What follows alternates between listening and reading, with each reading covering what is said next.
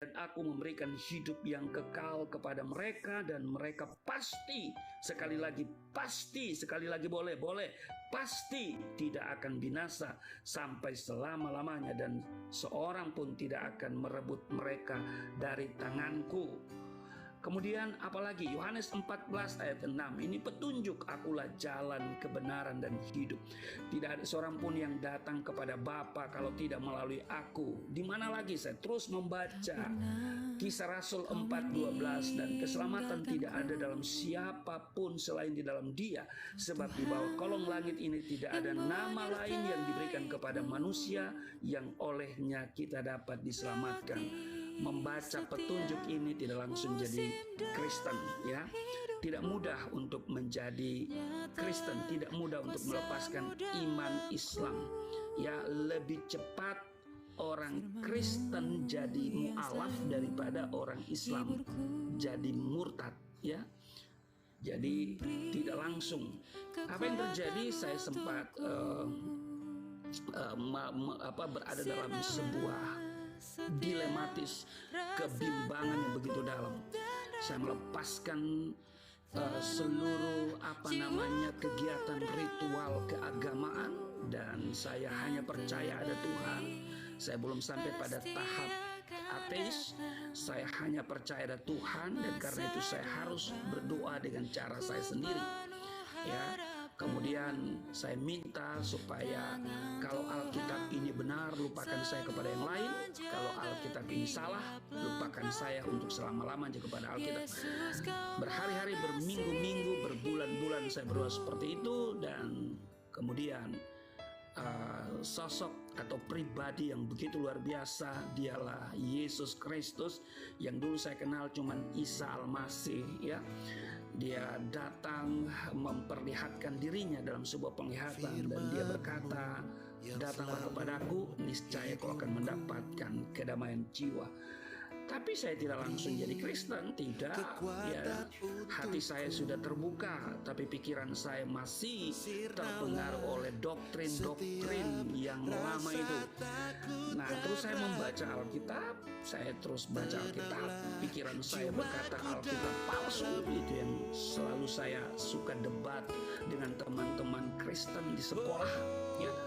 Dan ketika saya membaca Roma pasal 1, 16 dan 17, sebab aku mempunyai keyakinan yang kokoh dalam Injil, karena Injil adalah kekuatan Allah yang menyelamatkan setiap orang yang percaya, pertama-tama orang Yahudi tetapi juga orang Yunani, sebab di dalamnya nyata kebenaran Allah yang bertolak dari iman dan memimpin kepada iman, seperti ada tertulis, orang benar akan hidup oleh iman. Haleluya.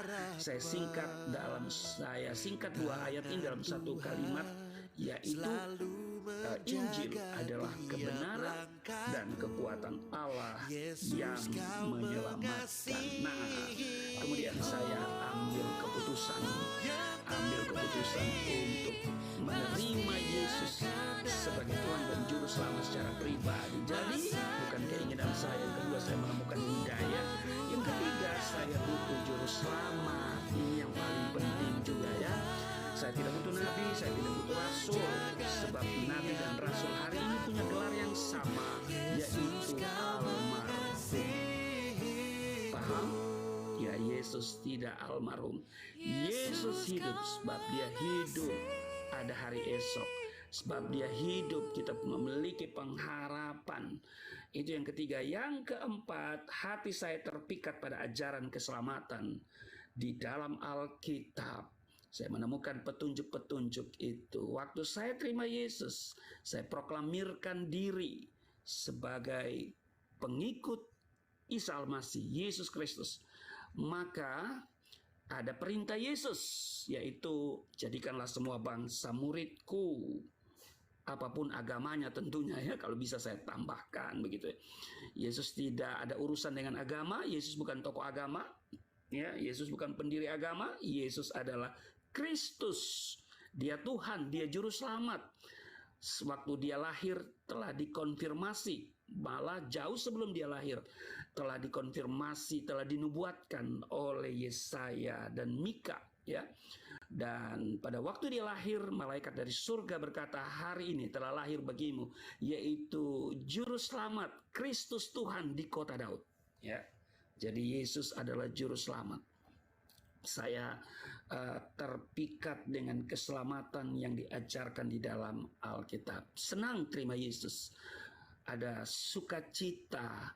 Sukacita bukan karena saya dapat super me, ya, bukan dapat rumah besar, ya, bukan dapat mobil, bukan dapat deposito. Tapi boleh juga kalau dikatakan super me. Super me bagi saya itu surga permanen milik Eke. Itu asli dari saya, itu istilah itu, ya. Jadi surga permanen milik Eke. Jadi kalau saya jadi orang bilang jadi Kristen karena super me, oke, saya terima. Dibilang Anda kafir, oke, kafir itu kayak firman, ya. Setiap hari saya makan firman, begitu, ya. Jadi saya bangga jadi Kristen. Saya harus beritakan kepada siapapun, dimanapun saya pergi dan berada, bahwa Yesus Tuhan dan Juru Selamat, bahwa di luar Yesus tidak ada jaminan keselamatan.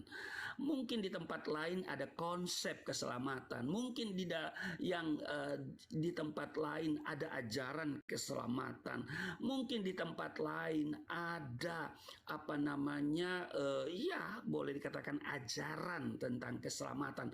Tetapi jaminan keselamatan itu hanya ada di dalam Yesus.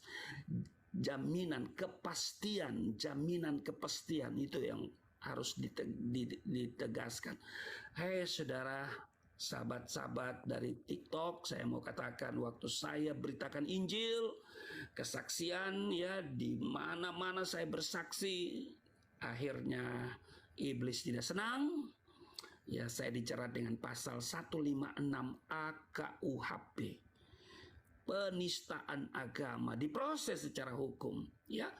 Ditahan di sel Polres, ya, dan ketika sudah P21 dipindahkan ke rutan rumah tahanan negara. Jangan tanya apa dipukul, ya, bukan dipukul lagi, dianiaya. Sekali lagi saya katakan, dianiaya. Ya, saya sudah membayar harga, ya, diproses secara hukum, ya, saya dituntut oleh jaksa penuntut umum 4 tahun pidana penjara. Ancaman maksimal dari pasal 156A itu adalah 5 tahun, itu ancaman maksimal. Sebelum putusan, saya dipersilakan membaca pidato pembelaan. Pidato pembelaan ada 2 bagian. Dari penasihat hukum berdasarkan kemampuan hukum mereka, dan bagian saya berdasarkan kemampuan saya, pengalaman empiris bersama Tuhan, kemampuan saya untuk berteologi, ya, dan bersaksi. Maka saya membuat satu pidato pembelaan itu dengan judul Yesus Tuhan dan Juru Selamat. Di luar Yesus tidak ada jaminan keselamatan. Ya, silakan Anda berusaha untuk masuk surga dengan cara Anda, ya. Mungkin ada ajaran keselamatan atau kemungkinan masuk surga, atau ya konsep bisa. Tetapi kalau saudara mau kepastian keselamatan, masuk surga hanya ada di Yesus, karena di dalam Lukas 10 ayat 20, ya, nama kita terdaftar di surga. Untuk masuk surga harus didaftar dulu, ya. Kalau nama kita tidak terdaftar, pada saatnya kita akan tertolak. Nah, di akhir pidato saya nyatakan sikap saya, putus tali tempat bergantung, hancur bumi tempat berpijak. Keputusanku satu, mengikut Yesus untuk selama-lamanya.